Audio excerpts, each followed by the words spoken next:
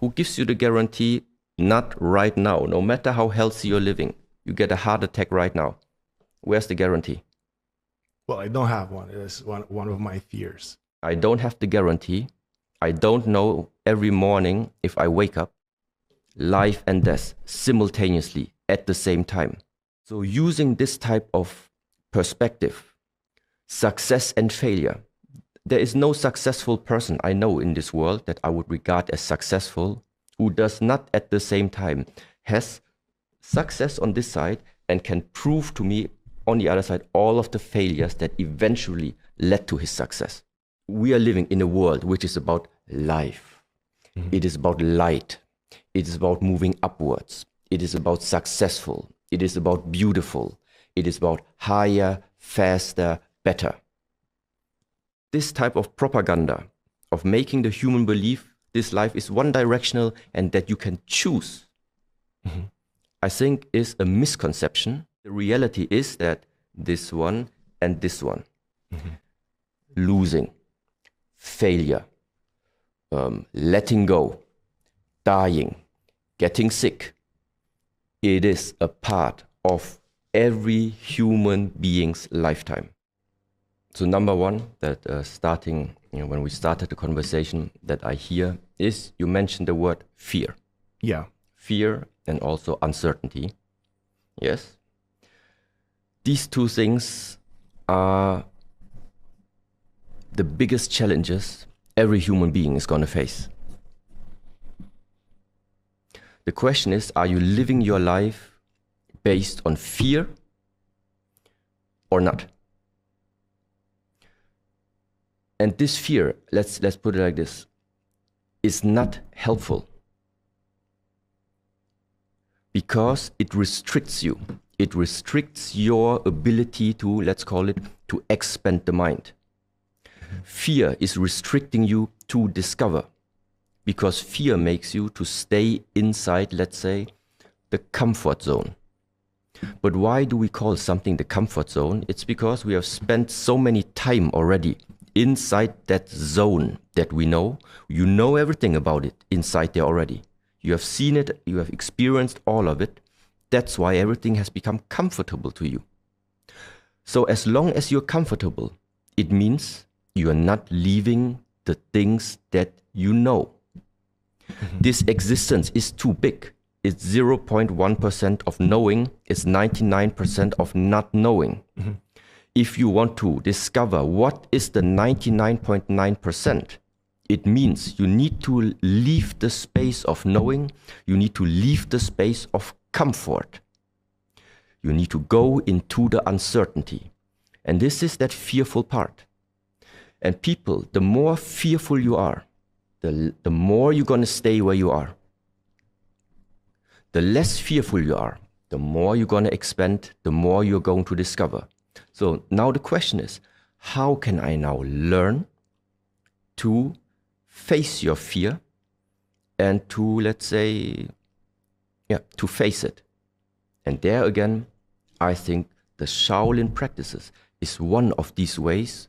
Like I said in the beginning, it starts with the fact of you have competition sometimes there when you're still young, facing other ones in competition. After all, the Shaolin Kung Fu is still a martial art, meaning you're also using the things together with another partner or do any type of sparring, meaning you're, even if you have gloves on, but you are standing there and are still willing to actually right now try out how good is the things that you have learned and how much pain can you take. So facing pain is also something that goes along the way of practicing the Shaolin martial arts. Now, to just give you an example. Right now, if I'm telling you, okay, let's make together, 50 push-ups. Maybe you can do 50, but 200 you cannot make right now. So the question right now is, how can you move up from making 50 push-ups up to 200?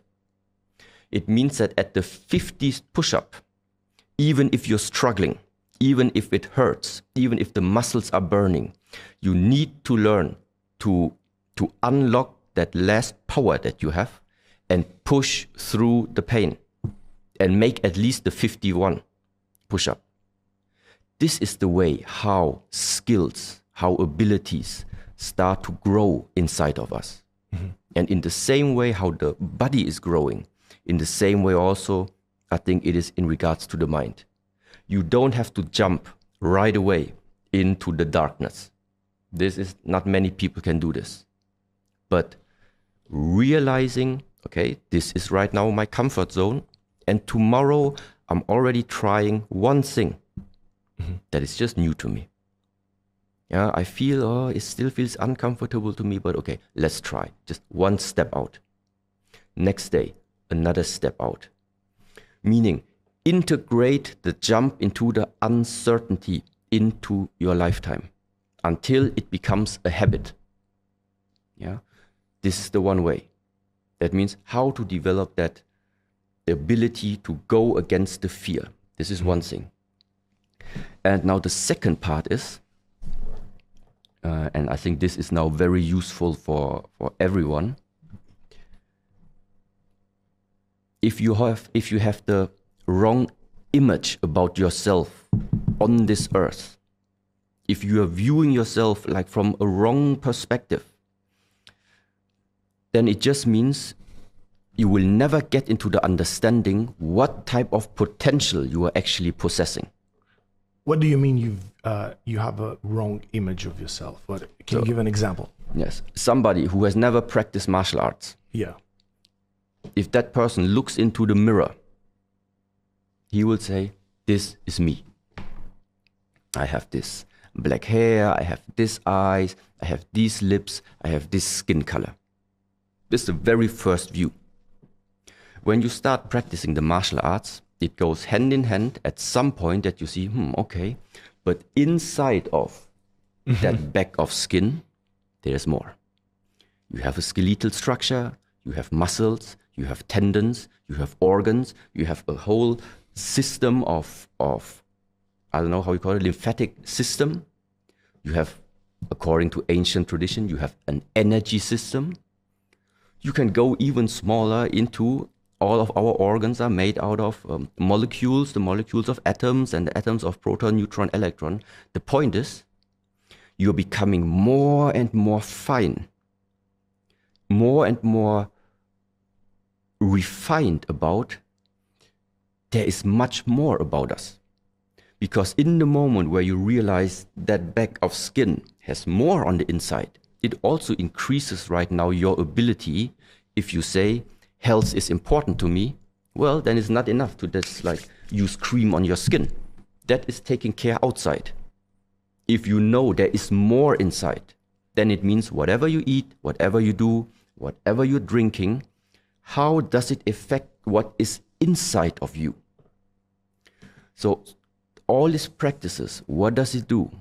It makes you become more refined about yourself.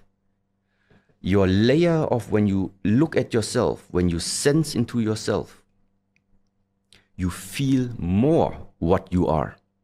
And still we're talking right now all about physicality. Yeah.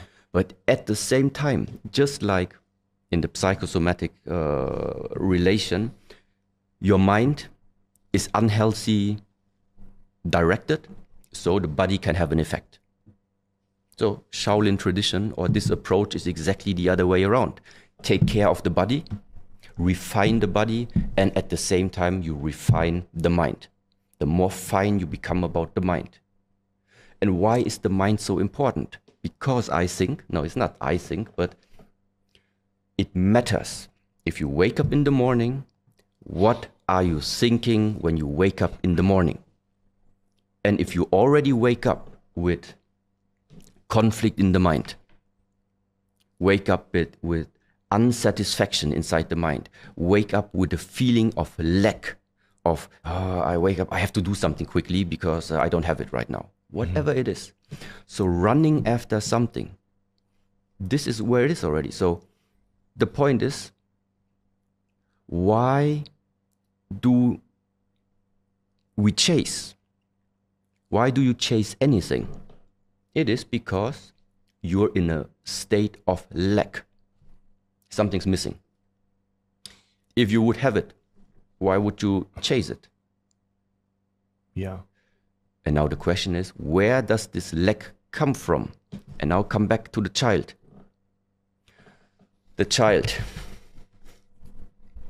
the incarnated soul, the incarnated spirit, when it comes to the earth, whoever made it possible for that child to come,